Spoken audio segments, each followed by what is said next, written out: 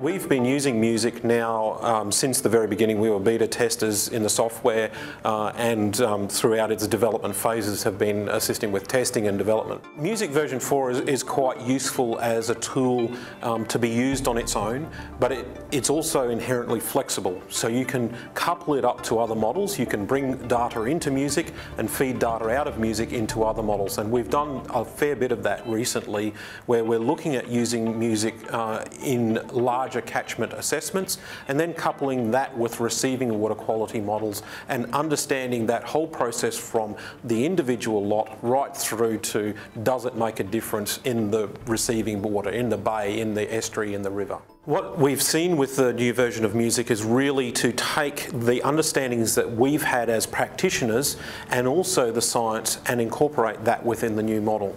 So specific ways of configuring treatment measures such as bioretention now are influenced by not only our on-ground experience but also developments in the new science. One of the key aspects that Music currently does is gives the user the ability to assess life cycle costs.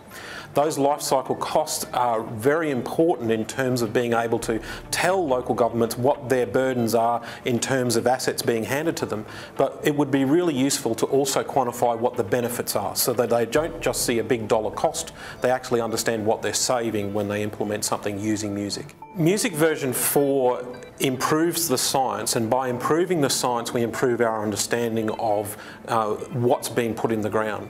It would be quite useful to go back and see the performance of treatments designed under previous versions, see how they fit with Music version 4 and compare that with what's actually happening on the ground. What Music is really about is trying to understand the size of treatment measures required, where they should fit in the treatment train, and then what performance might come out of that.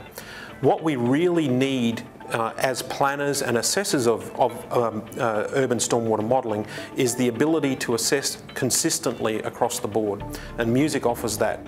Music is just a tool, and you can use that tool in a variety of ways.